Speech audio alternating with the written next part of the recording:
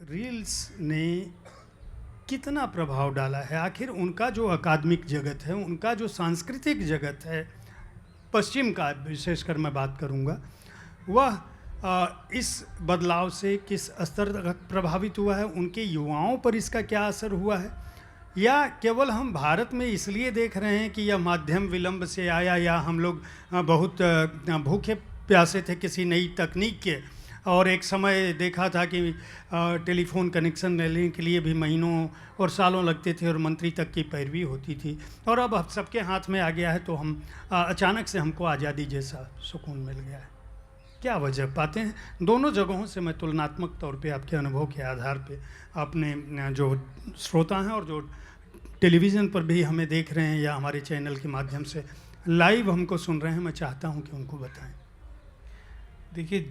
जो सवाल आपने उठाया है कि यहाँ की और वहाँ की मानसिकता और कार्य प्रणाली का फ़र्क,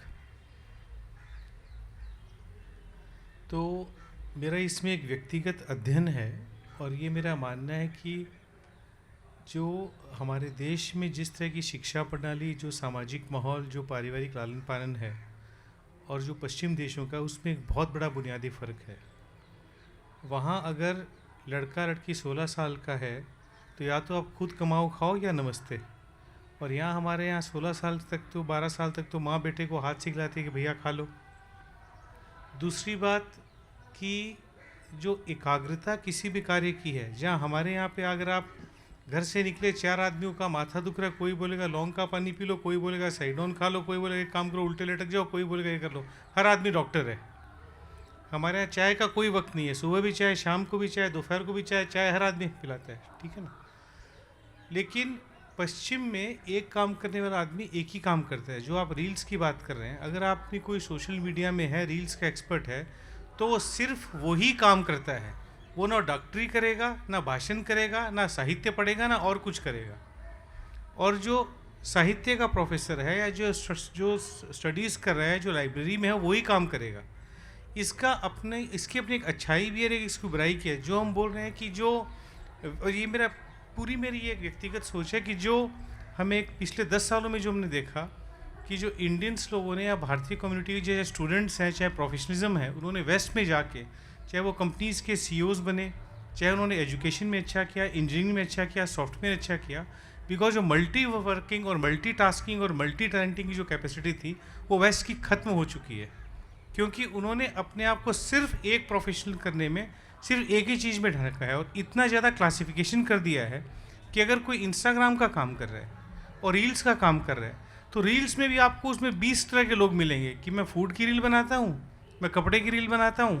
मैं इंटरटेनमेंट की रील बनाता हूँ, मैं गाने की रील बनाता हूँ। हमारे यहाँ तो जो इंजीनियर है वो भी रील बनाता है, जयप्रकाश जी कन्वर्सेशन करते हैं वो भी रील बनाते हैं, मैं भी बनाता हूँ, आप भी बनाते हैं, आप भी बनाते हैं, आप सब लोग बनाते हैं। लेकिन वहाँ अगर किसी को रील बनानी है, वो प्रोफेसर है, तो उस स्पेसिफिक एजेंसी के पास जाएगा कि मेरे को रील बनानी है। तो ये एक बहुत बड़ा फ़र्क है जो आप पश्चिम में और यहाँ पे बोल रहे हैं, बिकॉज वहाँ जॉब स्पेसिफिकेशन की अपनी एक लिमिटेशन है और अपना एक दायरा है। और उसका मेरे ख्याल से, मैं कैलिफोर्निया था पिछले साल, और वहाँ पे जिस तरह की मैंने चीज़ देखी कि अगर आप रिसेप्शन पे होटल में हैं और आपने रिसेप्शनिस्ट को पूछ लिया कि आपका कॉफ़ी शॉप कहाँ है, उसका सीधा जवाब है कि I don't know, I am just here to help you for check in and check out. वो आपको ये नहीं बता पाएगा कि उसके खुद के होटल में कहाँ पे कॉफ़ी शॉप है, बिकॉज उसने कभी दिमाग ही नहीं लगाया कि मैं ये पूछूं कि कहाँ पर ये है। इतना ज़्यादा उन्होंने अपने आप को सेल्फ ओरिएंटेड, सेल्फ सेंटर्ड और वन जॉब स्पेसिफिकेशन काम के लिए ओरिएंटेड कर दिया है। और ये जितना ज़्यादा बढ़ेगा, जैसे मैं हमेशा कहता हूँ कि अगर हम अपने बच्चों को अब्रॉड भेज रहे हैं, फिर मैं कह रहा हूँ, ये मेरी पर्सनल ओपिनियन है कि अगर हम अपने बच्चों को अब्रॉड भेज रहे हैं आज के टाइम पे, और उनको एक क्वालिफिकेशन तक पहुँचे, तो ये हम उनके साथ अत्याचार कर रहे हैं कि हम उनको वापस ये समझते हैं कि हम उनको वापस बुला के इस देश में काम कराएं। बिकॉज वहाँ की एजुकेशन आपको एक स्पेसिफिक मोड के लिए रेडी करती है, जो जिसके लिए वापस ये देश तैयार नहीं है। आप ये मान के चलिए कि उनके साथ तभी अच्छा होगा ये वहीं पे रहें, वहीं पे काम करें, वहीं के अपने आप को टेक्नोलॉजी में अडॉप्ट करें, क्योंकि वहाँ का सिस्टम अब आपको जिस चीज़ के लिए तैयार कर रहा है, हमारा देश उस कल्चर के लिए अब रेडी नहीं है। क्योंकि यहाँ अब आप लाइन में खड़े रहिए तो आप खड़े रहिए, वहाँ पर एक सिस्टम के साथ चीज़ चल रही है, और उसका बहुत बड़ा नुकसान भी है।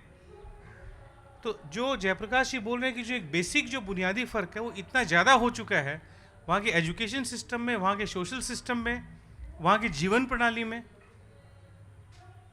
क्योंकि अब आप अमेरिका में जाइए, अगर आपने खाना छोड़ दिया टेबल पे तो वो आपको ला के रख देगा बाकी, कि आप या तो इसको पैक करके ले जाइए, अगर आप छोड़ेंगे तो आपको ऐसे देख पता नहीं आपने क्या गुनाह कर दिया। आप यहाँ हर रेस्टोरेंट में खाना छोड़ के जाते हैं।